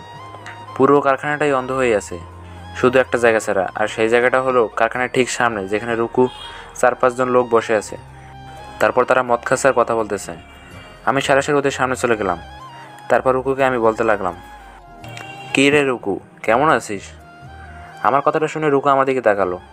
সে হয়তো চমকে গেছে, কারণ তার নাম ধরে একমাত্র দাদাই ডাকতো। সে হয়তো ভাবছে তাহলে আবার কি দাদা ফিরে এসেছে। সে বলে উঠল, এই কে কোথায় আছিস, লাইটটা জ্বালাতো। আর সাথে সাথে লাইটটা জ্বলে উঠল। দেখলাম রুমের মধ্যে 25 থেকে 30 জন লোক রয়েছে। আর রুকু আমাকে দেখেই বলতে লাগলো, দাদা তুই আবার এসেছিস আমার এই বগুড়া শহরে? বগুড়া শহর আবার তোর কবে ছিল রে? কবে ছিল বা আছে সব বাদ দে, আর আগে শত্রুতা বাদ দিয়ে চল আমরা সবাই পার্টনার হয়ে মাদকের ব্যবসা করি। দেখ এরা সবাই আমার সাথে মাদকের ব্যবসা করে। রুকু আমাকে কয়েকজনকে দেখিয়ে দিল যারা নাকি রুকুর সাথে ব্যবসা করে। রুকু কথাটি বলার সাথে সাথে আমি লোকগুলোকে আমার সাথে থাকা পিস্তল বের করে সবার মাথা বরাবর শ্যুট করে দিলাম। আর সাথে সাথে সব কটা টেবিলের উপরে নেতিয়ে পড়ে গেল। তুই এত বড় সাহস আমার লোকজনকে মানিস, আজকে তো তোকে আমি শেষ করে ফেলবো। চেষ্টা করে দেখতে পারিস। এরই মধ্যে বাইরে থেকে রাকিব সহ সবাই পিস্তলের শব্দ শুনে ভিতরে চলে এসেছে। আমার সাথে রাকিব আর বাকি লোকজন রুকুর লোকজনকে মারা শুরু করলো। রাকিবেরা প্রায় সবকটাকেই শুয়ে দিল। এখন রুকু একাই বেঁচে আছে। সে আমাকে বলতে লাগলো, দাদা আমাকে মাফ করে দিন প্লিজ, আমি আর কখনো খারাপ কাজ করব না। কিরে তুই দেখি বাংলা ছবি সেই পুরনো ডায়লগগুলো বলতেছিস? এখন পুরনো হয়ে গেছে, নতুন কিছু বল। প্লিজ দাদা এবারের মতো ক্ষমা করে দিন। কি তোকে করবো ক্ষমা? আচ্ছা তুই যদি আমার কথা মতো কাজ করিস তাহলে তোকে আমি ক্ষমা করে দেব। জি বলেন দাদা, কি করতে হবে? আমার বাবা মা বোনকে ফিরিয়ে দে। আর যদি এটা না পারিস তাহলে তোকে মরতে হবে। দাদা এটা কিভাবে সম্ভব? আমি তো ওদেরকে মেরে ফেলেছি, এখন কিভাবে তাদের ফিরিয়ে আনবো বলেন? তাহলে তুই চিন্তা করে দেখ, এখন তোকে কে বাঁচিয়ে রাখলে তুই যে আমার কাউকে মারবি না, এটা কি গ্যারান্টি আছে? এবারের মতো মাফ করে দিন প্লিজ। আমার পরিবারকে ফিরিয়ে দে। আর না হলে এই শহরের যত লোকদেরকে মেরেছিস, যাদেরকে মেরেছিস সবাইকে ফিরিয়ে দে। আমি কথা দিচ্ছি তোকে তাহলে মাফ করে দেব। দাদা এটা কিভাবে সম্ভব? সরি রে, তাহলে তোকে ক্ষমা করা সম্ভব হবে না। ভাই এত কথা না বলো, ওরা শেষ করে দেন তো, ওরা দেখলেই আমার শরীর জ্বলে। তোর শরীর জ্বলতেছে তাই না? দাঁড়া ওরে একটু জ্বালিয়ে দেখি কেমন লাগে। মানে কি করতে যাচ্ছেন? তুই এখনো বুঝিস নি? না ভাই কিছুই বুঝলাম না। আচ্ছা দেখ তাহলে আমি কি করি। বলেই বার্মিজটা বের করে রুকুর পায়ে থাই বরাবর একটা টান দিলাম। সাথে সাথে থেকে ওখান থেকে রক্ত পড়তে শুরু করলো। আর রুকু তো কান্না করতে লাগলো। এদিকে আমি উঠে টেবিল থেকে কয়েকটা লেবুর টুকরো নিয়ে এসে কাটা জায়গায় লেবুর রস চেপে দিয়ে বললাম। আর রুকু তো চিল্লাতে শুরু করলো। চলে আসলাম বাসায়। আমার দলে বাকি লোকজনগুলোও নিজের বাসায় চলে গেল। হ্যাঁ, আজকে আমার রুকুকে মেরে দিলাম। এবার আমাদের শহরের সকল ব্যক্তি শান্তিতে থাকতে পারবে। আর রুকুকে মারার আগে ওর সকল সম্পত্তি লিখে নিয়েছি। তবে সেটা আমার জন্য নয়, গরিব মানুষদের জন্য। পরের দিন গরিব মানুষদের মাঝে রুকুর সকল টাকা পয়সা জমি জমা বিলিয়ে দিলাম। এগুলো ওই গরিব অসহায় লোকদেরই ছিল। আজকে প্রায় 12 দিন পর ক্যাম্পাসে যাচ্ছি। আবার আগের মতো সেই পুরনো প্যান্ট শার্টগুলো পরে। আর আমার সাথে তো আমার সেই ব্যাগটা আছে, যেটা বিক্রি করলে আমি 10,000 টাকাও পাবো না। ব্যাগটা আম গাছে বাসায় রেখে দিয়ে আমি বসে পড়লাম গাছের সবুজ ঘাসের উপর। এখন আমার কলেজের বন্ধুগুলোও আসেনি। ফারেশ, রাব্বি, হৃদয়, এরা এখনও আসেনি। আমি নতুন ফোনে বসে বসে গেম খেলতে লাগলাম। আজকে শালারা আসবে না কেন? মিনিট 10 গেম খেলেছি, এমন সময় কোথা থেকে যেন একটা প্রাইভেট কার এসে আমার সামনে মানে আম গাছের সাইডে দাঁড়ালো। আমি মাথাটা উঁচু করে সেদিকে তাকালাম। গাড়িটা দেখে চিনে ফেললাম, এটা তো মায়ের গাড়ি। তারপর আমার খেলায় মনোযোগ দিলাম। একটু পর গাড়ি থেকে মায়া নেমে সোজা আমার কাছে আসলো আর সাইডে বসে বলতে লাগলো, কি ব্যাপার মিস্টার নীল, কেমন আছেন? জি আলহামদুলিল্লাহ ভালো আছি, আপনি কেমন আছেন? জি আল্লাহর রহমতে ভালো আছি। জি খুব ভালো। তা আজকে হঠাৎ করে এই টোকাইয়ের পাশে বসলেন যে? নাকি আবার কোনো অপমান করার ধান্দা আছে নাকি? এসব বলে আর লজ্জা দিবেন না প্লিজ। আগের ব্যবহারের জন্য আমি অনেক সরি। আচ্ছা বাদ দেন। তা হঠাৎ করে জারুল গাছ বাদ দিয়ে আম গাছের নিচে কেন আসছেন? কেন, আমার কি আম গাছের নিচে আসা বারণ আছে নাকি? আরে না, আমি সেটা বলিনি। এই আম গাছের নিচে আপনাকে কখনো দেখিনি তো, তাই আর কি বললাম। আচ্ছা এসব বাদ দিন, আমাকে একটা সত্যি কথা বলবেন? আমি আবার কবে আপনাকে মিথ্যে বলছি? আগে বলেন, আমাকে সব সত্যি বলবেন। আমি আপনাকে যে প্রশ্ন করব তার সঠিক উত্তর দিবেন। আপনি আবার আমাকে কি প্রশ্ন করবেন?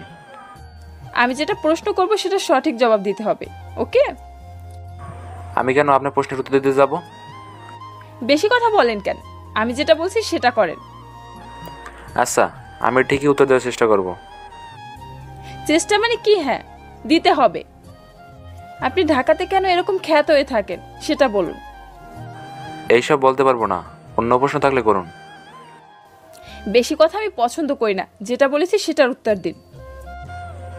আমি এরকমভাবে বেশি থাকতে পছন্দ করি। ও আচ্ছা ভালো, এখন থেকে এসব পোশাক পরে আর ক্যাম্পাসে আসবেন না। কেন? আমার পোশাক আবার কি করলো? এই বেশি কথা বললে কিন্তু ভালো হবে না। আমি এবার বেশি কথা কই বললাম? আমি আর মায়া বসে বসে একসাথে কথা বলছি। এমন সময় দেখি ক্যাম্পাসের মাঝখানে অনেকটা ভিড় জমে আছে। এটা দেখি আমি মায়াকে বললাম, আচ্ছা আপনি থাকুন, আমি আসছি। মাঠে এত লোকজন কেন? আমি এটা বেশ কিছুক্ষণ ধরে দেখছি, চলেন আমিও যাব। বলেই আমি আর মায়া মাঠের দিকে পা বাড়ালাম। দূর থেকে বুঝতে পারছি না কি হয়েছে, আর এদিকে সেখানে ভিড় বেড়েই চলেছে। আমি একটু দ্রুত হেঁটে আসলাম, আমার পিছনে মায়া আসছে। আমি এসে দেখি যে আমার বন্ধু ফারেসকে কেনার জন্য মারতেছে। এটা দেখে তো আমার মাথাটাই পুরো গরম হয়ে গেল। হৃদয়কে 3 জন মিলে ধরে রেখেছে আর ফারেসকে মাঠের মাঝখানে ফেলে লাথি আর গুড়ি মারতেছে। আমি সোজা ফারেসের কাছে গিয়ে সব ছেলেগুলোকে ধাক্কা দিয়ে সরিয়ে দিয়ে ফারেসকে তুলে বসালাম। এটা দেখে একজন বলে উঠল, কিরে এই খ্যাটটা আবার কে? আর এর এত সাহস তো কম না, এসে আমার লোকদের গায়ে হাত দিচ্ছে। ভাই আপনি কে, আর আমার বন্ধুদেরকে মারছেন কেন? আরে শালা, আমি হলাম গালকাটা শরণ। আর তুই কোন সাহসে কুত্তার বাচ্চাকে টাচ করলি? নাকি জনদরদি হওয়ার শখ হয়েছে? ভাই এটা আমার বন্ধু হয়, একে টাচ করার পুরো অধিকার আমার আছে। আর আপনি ওরে মারতেছেন কেন? আমি ওরে কোন সাহসে মারতেছি এটা কি তোরে কইতে হইবে নাকি? দাঁড়া, আজকে তোকেও ওর মতো পিটিয়ে কোলবালিশ বানাবো। এই কে তুই? আর তুই এখান থেকে চলে যা, না হলে তোকে আজকে জেলের ভাত খাওয়াবো। ও ভাই, এই আইটেমটা আবার কে? এই মুখের ভাষা ঠিক কর, তুই জানিস আমি কে? বেশি কথা না বলে চলে যা।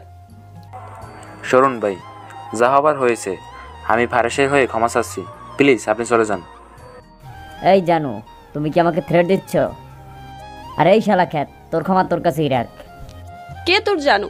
দাঁড়া আজকে তোকে শিক্ষা দিয়ে দেই। যাকে তাকে জানু বলা? হ্যাঁ বলে মায়া তার পায়ে জুতো খুলে হাতে নিয়ে শরণের গালে ঠাস করে একটা বাড়ি মারলো। সাথে সাথে পুরো ক্যাম্পাস ঠাস করে বিকট একটা শব্দ শুনে ভয় পেয়ে গেল। চারদিক থেকে ঠাস ঠাস শব্দটা শুনে ভেসে আসছে। শালি, তোর এত বড় সাহস আমারে মারিস? দাঁড়া, আজকে তোকে আমারে মারার ফলটা সবার সামনে দিব। বলে শরণ গাড়ির ওপর থেকে নেমে এসে মায়ের ওড়নাটাকে কেড়ে নিল, আর সাথে সাথে মায়া কান্না করতে লাগলো। কেমন জানি আমার খুব খারাপ লাগতে শুরু করলো। আমি ফারেসকে বসিয়ে রেখে সবার সামনে গিয়ে বললাম, শরণ ভাই, যা হবার হয়েছে, প্লিজ এদেরকে মাফ করে দিন আর ওনার ওনাটা ফিরিয়ে দিন। শালা তুই সর এখান থেকে, তোরে মেরে হাত নষ্ট করতে চাই না। তুই তোর বন্ধুকে নিয়ে চলে যা, আজকেই শালিকে আমি মারার ফল হাতে নাতে দিব। আচ্ছা বলে হৃদয় আর আমি দুজনকে ফারেসকে নিয়ে চলে আসতে লাগলাম। পিছনে তাকিয়ে দেখি মায়া আমার দিকে অসহায় দৃষ্টিতে তাকালো। আমি ভাবছি আমার মতো সেও ফারেসকে বাঁচানোর জন্য এইসব কথা বললো আর শরণকেও মারলো। এখন আমি যদি ওরে না বাঁচাই তাহলে নিজের কাছেও দায়ী হয়ে যাব, আর মায়াও হয়তো অনেক বড় ক্ষতি হয়ে যাবে। আর শরণের ব্যবহার তেমন একটা সুবিধা দেখলাম না। আমি হৃদয়কে ফারেসকে নিয়ে হাসপাতালে যেতে বললাম। বলে আমি পিছনে ফিরে মায়ের কাছে আসতে লাগলাম।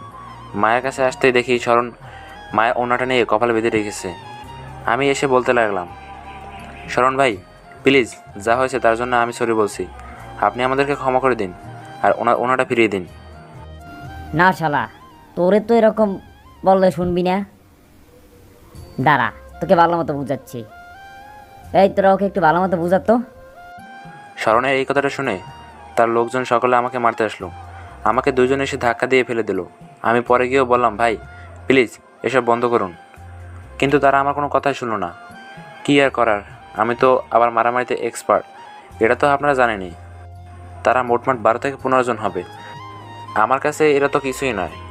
আমি পকেট থেকে একটা চেন বের করে উঠে দাঁড়ালাম, আর সাথে সাথে শরণের লোকজন আমাকে মারতে আসলো। আমি কোনো কিছু না বলে সবাইকে মারতে শুরু করলাম। কারো হাতে, কারো পায়ে মেরে রক্তাক্ত করে দিলাম। সবাই মাটিতে পড়ে গড়াগড়ি খাচ্ছে। এটা দেখে শরণ কোমর থেকে একটা পিস্তল বের করলো। আমি তো দেখে ভয় পেয়ে গেলাম। সে বলতে লাগলো, কি রে, 2-4 জনকে মেরেছিস বলে কি আমাকেও মারতে পারবি নাকি? আমার হাতে দেখেছিস এটা কি? ভাই আপনার হাতে মনে হয় G18, তাই না? দূর থেকে ভালো মতো দেখতে পাচ্ছি না, দাঁড়ান কাছে এসে ভালো করে দেখে বলছি। কি রে খ্যাত, তুই দেখি আমার পিস্তলের নাম বলে দিলি। তুই কে বলতো? ভাই আপনারটা আর আমারটা দেখবেন, দাঁড়ান। বলে আমি আমার পায়ের মোজোর ভিতর থেকে ডিসার্ট অ্যাঙ্গেল গানটা বের করে দেখালাম। আমার কাছে গান দেখে সবাই অবাক হয়ে আমার দিকে তাকালো, আর সবচেয়ে বেশি অবাক মনে হয় মায়া হয়েছে, কারণ সে চোখগুলো বড় বড় করে আমার দিকে তাকিয়ে আছে। শরণ বলতে লাগলো, আজকে আমি তোরে কিছু বলবো না, কারণ তোকে কয়েকটা দিন বেঁচে থাকার সুযোগ করে দিলাম। আজকে চলে যাচ্ছি। ভাই আমাকে নাকি মারবেন? আজকে ছেড়ে দিলাম। বলে সে চলে যেতে লাগলো, আর আমার হাতে গান দেখে সে মায়াকে ওড়না ফিরিয়ে দিয়েছে। আমি পিছনে ফিরে যেই আসতে যাব এমন সময় একটা গুলি চলার শব্দ পেলাম। আমি মাটিতে পড়ে যেতে লাগলাম, কারণ হলো গুলিটা আমারই লেগেছে। কোনো মতে পিছনে ফিরে দেখলাম আমাকে যে গুলি করেছে সে আর কেউ না, বরং শরণ নিজেই আমাকে গুলি করেছে। আমি আস্তে আস্তে মাটিতে লুটিয়ে পড়লাম, দুটো চোখ বন্ধ হয়ে যাচ্ছে। শেষে দেখলাম আশেপাশে পুলিশ আসছে, আর মায়া সে তো আমার দিকে দৌড়ে আসতেছে। হালকা হালকা করে চোখ খুললাম, শরীরটা কেমন যেন ভার ভার লাগছে। আশেপাশে তাকিয়ে দেখলাম আমি একটা রুমের মধ্যে শুয়ে আছি, যেটা দেখতে একটা হাসপাতালের রুমের মতো। তার মানে আমি কি এখনও হাসপাতালে আছি? আমি হালকা নড়ে উঠলাম, আস্তে আস্তে কোনো মতে বসে পড়লাম বেডের উপর। বেডের উপরে বসতেই আমি তো অবাক, কারণ আমার পাশে মায়া একটা চেয়ারে বসে ঘুমিয়ে আছে। বুঝলাম না এ মায়া এখানে কি করে। আমি মায়াকে ডাকতে লাগলাম, কিন্তু তাকে ডাকার মতো কোনো শক্তি পেলাম না। বুঝলাম না কি এমন হলো যে আমার কথা বলার মতো শক্তি পাচ্ছি না, কারণ মুখে অক্সিজেন মাস্ক লাগানো আছে। কোনো মতে হাতটা দিয়ে মাস্কটা খুলেই মায়াকে ডাক দিলাম। মায়া ধরপড় করে উঠে পড়ল। তারপর, এই তোমার জ্ঞান ফিরেছে? বলে সে ডাক্তার ডাক্তার বলে চিল্লাতে লাগলো। মুহূর্তের মধ্যে 2 জন ডাক্তার চলে আসলো। তারপর তারা এসে আমাকে শুয়ে দিয়ে একটা ইঞ্জেকশন দিয়ে দিল। সাথে সাথে আবার 2 চোখ বন্ধ হয়ে গেল। আজকে চোখটা খুললাম, এমন মুখে কোনো অক্সিজেন মাস্ক নেই, শরীরে একটু শক্তি অনুভব করছি। চারপাশে তাকিয়ে দেখলাম যে আমি এখনও সেই হাসপাতালেই রয়েছি। উঠে বেডের সাথে হেলান দিয়ে বসে পড়লাম। রুমে কাউকেই দেখতে পাচ্ছি না, তাই আমি বেড থেকে নামতে যাব, ঠিক তখনই কোথাও যেন মায়া এসে বলতে লাগলো, এই তুমি নামছো কেন? আর শুয়ে পড়ো, তোমাকে উঠতে হবে না। আরে আমি ঠিক আছি, আর আপনি এখানে কেন? বাসা যাননি? না যাইনি, এখন চুপ করে শুয়ে থাকো, আমি ডাক্তারকে নিয়ে আসছি। ওকে, কিন্তু আমার খুব ক্ষুধা লেগেছে। ওকে, আমি ডাক্তারকে ডেকে খাবার নিয়ে আসছি। তারপর মায়া চলে গেল রুম থেকে। বুঝলাম না মায়ের আবার কি হলো, আমাকে তুমি করে বলছে কেন? দূর, যা বলার বলুক, আগে আমাকে খেতে হবে, না হলে তো আমি বাঁচবই না। মিনিট 5 পরে ডাক্তার আর মায়া একসাথে রুমে আসলো। ডাক্তার এসে হালকা চেক আপ করে রুমে চলে গেল। আর নাকি 4 থেকে 5 দিন পর আমি বাসায় যেতে পারবো। মায়া আমার খাবারগুলো নিয়ে আমার পাশে বসতে বসতে বলল, শেষ পর্যন্ত তাহলে তোমার জ্ঞান ফিরলো? শেষ পর্যন্ত মানে? আর আমাকে তুমি তুমি করে কেন বলতেছো? এখন থেকে আমি তুমি করেই বলবো। তোমার কোনো সমস্যা আছে নাকি? না, আমার কেন সমস্যা থাকবে? তো জানো তোমার জ্ঞান ফিরলো কতদিন পরে? হ্যাঁ জানি তো, গতকালই ফিরছে। আরে কে বললো তোমাকে? গতকালই তো জ্ঞান ফিরেছে। কেন? গতকালই না আমি উঠতেই আপনি ডাক্তারকে ডেকে নিয়ে এসে কি একটা ইঞ্জেকশন দিল, তারপর আর মনে নেই। আজকে তোমার প্রায় 13 দিন পর জ্ঞান ফিরলো। এর মাঝে শুধু একবার জ্ঞান ফিরেছিল। ও, তা আমাকে কি কিছু খেতে দেবেন? সরি, আমি ভুলেই গিয়েছিলাম। কাউকে ক্ষমা করার আগে অনেক ভাবতে হয়, এই বিষয়টা এখন খুব ভালোভাবে বুঝতে পারছি। সেদিন তো আমি শরণকে ক্ষমা করে দিচ্ছি, তাহলে সে কেন আমাকে মারতে গেল? এসব ভাবতে ভাবতে কখন যে ঘুমিয়ে পড়েছি তা আমারও মনে নাই। হঠাৎ করে ঘুমটা ভেঙে গেল। বেড থেকে উঠে দেখি বাইরে হালকা হালকা রোদ উঠেছে। তার মানে এখন সকাল, তাই তো? বাহ, এমনভাবে সকাল যে কতদিন দেখি না তা আমারও নিজেরও মনে নাই। বেড থেকে যেই না নামতে যাব এমন সময় রুমের সাইডে নজর পড়ে গেল। দেখলাম মায়া চেয়ারে হেলান দিয়ে ঘুমিয়ে আছে। বুঝলাম না মেয়েটা কেন আমাকে এত কেয়ার করছে। আমি আবার বেডের উপরে বসে এক ধ্যানে মায়ের দিকে তাকিয়ে আছি আর ভাবছি, আসলেই মেয়েটাকে ঘুমন্ত অবস্থায় একদম বাচ্চাদের মতো লাগে। তার প্রমাণ আজকে আমি নিজের চোখেই দেখতে পেলাম। মায়াকে আজকে এই প্রথম ভালোভাবে দেখেছি। মনের মধ্যে কেমন যেন একটা ফিলিংস চলে আসতেছে। তার নামটা যেমন সুন্দর, ঠিক তেমনটাই সেমটাই মায়াবী, কিন্তু সে একটু বদমেজাজি। আমি মায়ের দিকে তাকিয়ে আছি, এমন সময় মায়ের ঘুম ভেঙে যায়। সে উঠে আমাকে এমনভাবে তাকিয়ে থাকতে দেখে বলল, কি ব্যাপার নীল, এভাবে আমার দিকে কে দেখছো? না কিছু দেখছি না তো। থাক, আর কিছু বলতে হবে না। আচ্ছা, তুমি উঠো কখন ঘুম থেকে? এই তো 10 মিনিটের মতো হবে। এতক্ষণ হয়ে গেছে তুমি উঠেছো, আর আমাকে ডাক দেওনি কেন? আরে সমস্যা নাই। আচ্ছা, আমি ব্যালকনিতে গেলাম। আচ্ছা, তুমি বেলকনিতে যাও, আমি নিচে গিয়ে কফি করে হালকা খাবার নিয়ে আসছি। আর কফি তো খাবে, তাই না? সকালবেলা কফি হলে খারাপ হয় না। আচ্ছা, আমি নিয়ে আসছি, তুমি থাকো। আর বেশি হাঁটাহাঁটি করো না, কেমন? হ্যাঁ ঠিক আছে। কিছুক্ষণ পর মায়া কফি আর হালকা খাবার নিয়ে আসলো। খাবারগুলো রেখে কফির মগ নিয়ে এসে আমার কাছে আসলো। তারপর 4 থেকে 5 দিন হাসপাতালে থেকে বাসায় চলে আসলাম। মায়া আমার বাসায় এসে দেখে যায় কি করছি, কেমন আছি সব। এভাবেই আলেগুলে কয়েকদিন। এখন আমি পুরোপুরি সুস্থ নই, তবে আল্লাহর রহমতে খুব তাড়াতাড়ি ভালো হয়ে যাব। তারপরেই ও শরণকে দেখে নেব। আজকে প্রায় 2 মাস পর ক্যাম্পাসে আসলাম। সবাই আমার দিকে তাকিয়ে আছে, মনে হয় আমি কোনো সেলিব্রিটি আসছি। আমি কোনো দিকে ভালোভাবে খেয়াল না করেই চলে গেলাম আম গাছটা নিচে। সেখানে গিয়ে বসতেই মায়া, ফারেশ, হৃদয় আসলো। আমাকে দেখে মায়া বলে উঠল, তা এখন কি পুরোপুরি সুস্থ আছো? হ্যাঁ, আল্লাহর রহমতে ভালো আছি। তা আজকে বাসায় যাওয়ার সময় আমার সাথে দেখা করে যেও তো। কেন, কোনো দরকারি কাজ আছে নাকি? আছে বলেই বললাম। বলে সে চলে গেল। আর আমি মদনের মতো তার চলে যাওয়া দেখছি আর ভাবতে লাগলাম, মায়া কেন আমার সাথে ভালো ব্যবহার করছে। ধুর, এসব ভেবে আমার কাজ নাই। তারপর আমি ফারেশ, হৃদয় মিলে আড্ডা দিতে লাগলাম। 2টার দিকে আমি গেটের কাছে এসে অপেক্ষা করছি মায়ের জন্য। তারপর মায়া আসার পর জানতে পারলাম সে নাকি আমাকে নিয়ে কই যাবে, তাই তার গাড়িতে করে যাওয়া লাগবে। আর এর জন্য আমাকে বাইকটা ফারেশের কাছে দিতে হলো। এরপর আমি আর মায়া বের হলাম ক্যাম্পাস থেকে। গাড়িতে বসে আছি, কেউ কোনো কথা বলছি না। এমন সময় মায়া বলে উঠল, কি হলো, চুপ করে আছো কেন? এমনি। তা আমরা এখন কোথায় যাব বলেন তো? আগে যাব শপিং সেন্টারে। আমি কেন? আর তারপর আরো কোথায় যাবেন নাকি? যাব। এখন চুপ করে থাকো। আমার একটা প্রশ্ন মাথায় ঘুরঘুর করতেছে। কি প্রশ্ন বলো দেখি। আচ্ছা, হঠাৎ করে কয়েকদিন ধরে দেখছি আপনি আমাকে তুমি করে বলতেছো, কত কেয়ার করছেন, এর কারণটা কি? আচ্ছা, উত্তরটা না হয় পরে দিব। কবে দেবেন বলেন? আজকেই দিব, ওকে? আচ্ছা, আজকেই বলবেন, ওকে? কথা বলতে বলতে চলে আসলাম একটি শপিং সেন্টারে।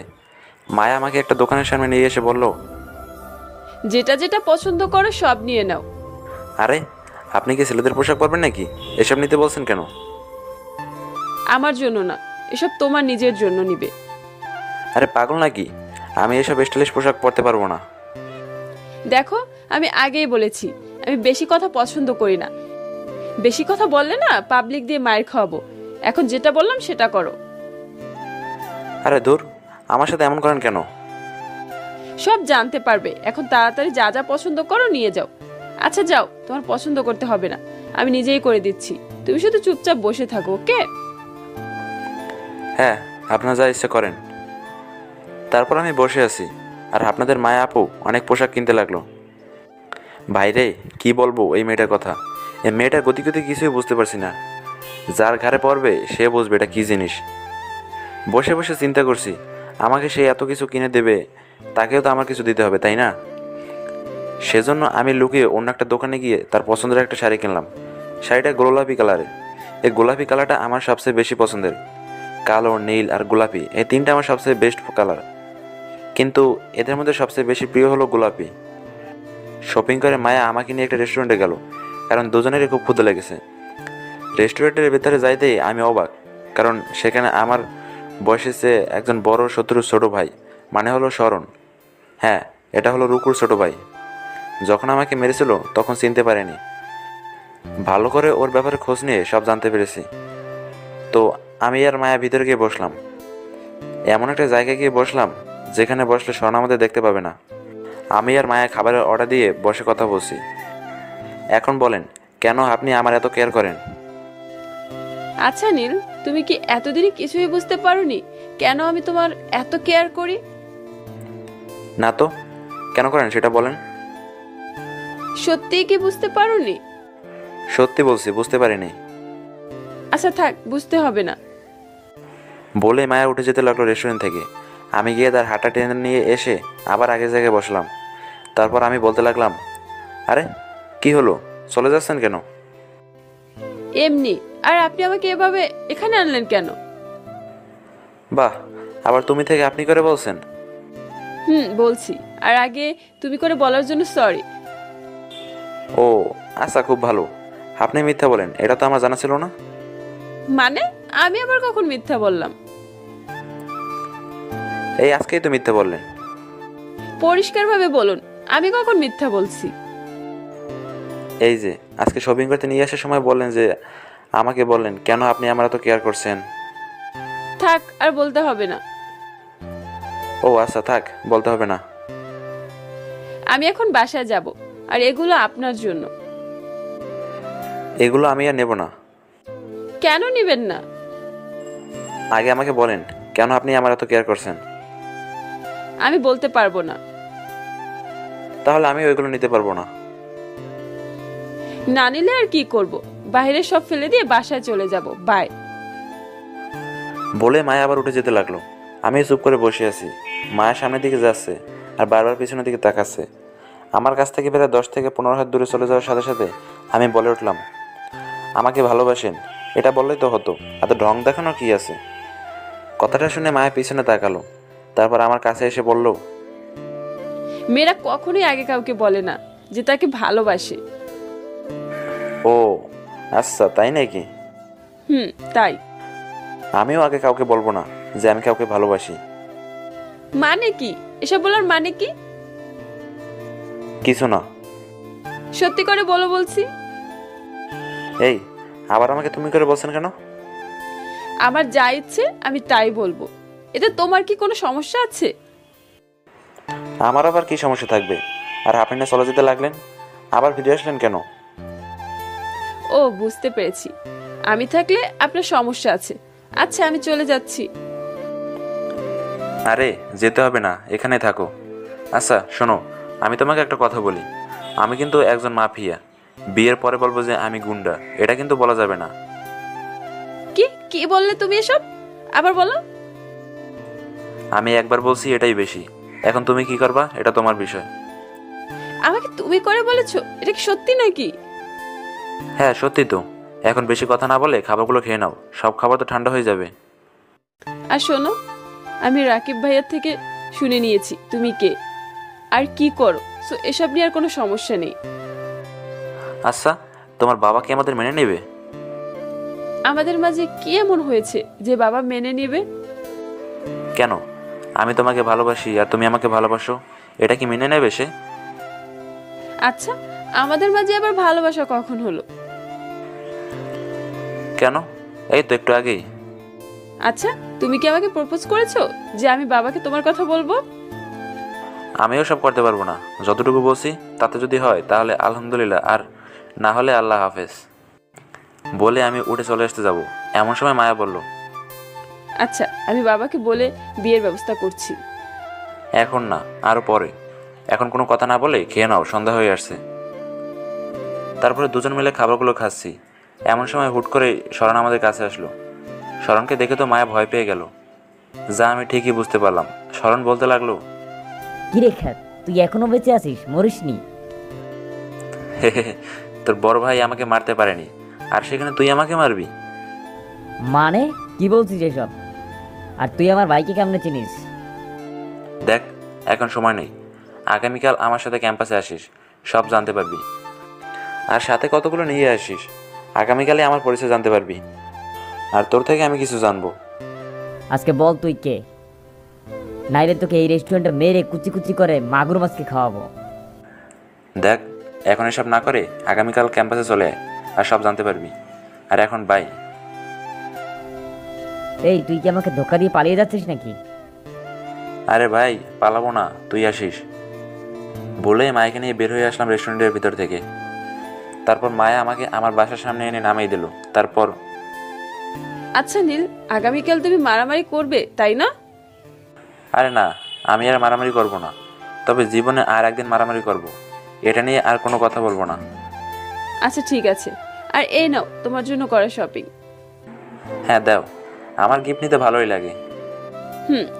আর গতকাল তোমার বাইক নিয়ে আসবে, যেটা বগুড়া থেকে নিয়ে এসেছো। ওকে, আর এই নাও, এটা তোমার জন্য বলে আমার শার্টের ভিতর থেকে মায়ের জন্য আনা শাড়িটা বের করে দিলাম। মায়া দেখে বলল, এটা কি? এটা তোমার জন্য, আগামীকাল এটা পরে ক্যাম্পাসে আসবে, বাই বলেই আমি বাসার ভিতরে চলে গেলাম। আমি জানি সে যদি জানতে পারে যে ওটার ভিতরে শাড়ি আছে, তাহলে সে আর শাড়িটা পরে আসবে না। তাই বেশি কথা বলার সুযোগ না দিয়ে আমি ভিতরে চলে আসলাম।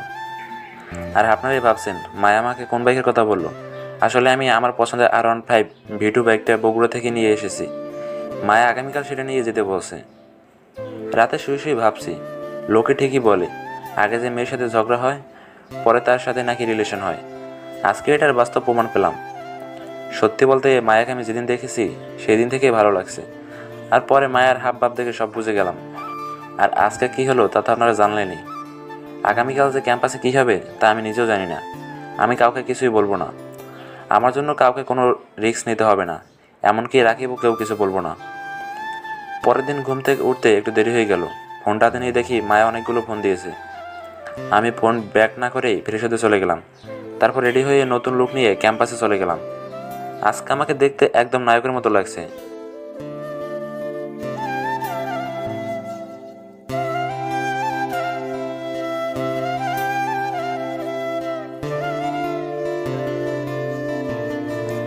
আমার R15 বাইকটা রেখে সামনের দিকে যেতে লাগলাম। মাঠের মাঝে সবাই দেখলাম গোল হয়ে দাঁড়িয়ে আছে। বুঝলাম না কি হয়েছে সেখানে। আমি ধুধুগতিতে সেখানে গেলাম। গিয়ে দেখলাম শরণার লোকজন। শরণ, আমি ভালো করে খেয়াল করে দেখলাম এটা কেউ না, বরং মায়াকে তারা ধরে রেখেছে।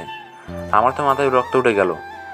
আমি কোনো কথা না বলে কোমর থেকে আমার গানটা বের করে টাস করে শরণের লোকের একটা পায়ে গুলি করে দিলাম। তার সাথে সাথে সবাই ভয় পেয়ে গেল আর মায়াকে ছেড়ে দিল। মায়া আমার কাছে এসে আমার পিছনে দাঁড়িয়ে পড়ল।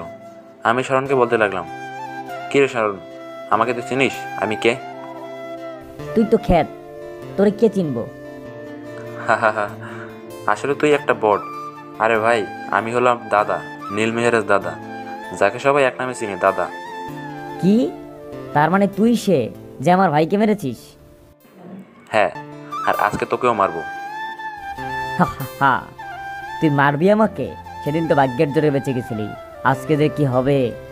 আর তোকে বাঁচিয়ে রাখবো না, আর তোকে বাঁচিয়ে রাখবো না। চল তাহলে শুরু হয়ে যাক। তারপর আর কি শুরু হলো আমাদের মারামারি। আমি কয়েকটা মার খেলাম, তারপর আর কি গুলি করে দিলাম স্বর্ণের মাথায়, আর সাথে সাথে ময়দান ফাঁকা। পুরো ক্যাম্পাসে কোনো শব্দ নেই, মনে হচ্ছে এখানে কোনো নীরবতা পালন করা হচ্ছে।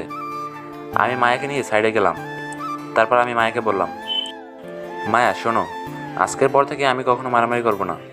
শরণ আর ওর ভাই আমার নিজের পরিবারকে শেষ করে দিয়েছে, আমার মতো আরও অনেক পরিবারকে শেষ করে দিয়েছে, তাই এদেরকে আমি মেরেছি। আমি জানি আমাকে আজকে পুলিশ ধরে নিয়ে যাবে, এতে আমার কোনো দুঃখ নেই।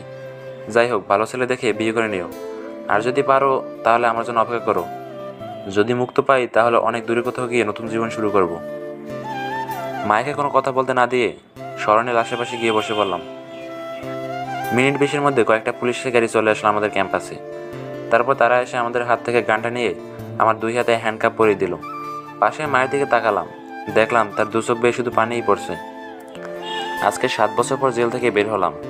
বাইরে আসতে দেখি একজন মহিলা, চোখে চশমা পরা, পরনে সাদামাটা শাড়ি, সে আমার দিকে এগিয়ে আসছে। আমিও চিনতে পারলাম, এটাই আমার সেই মায়া।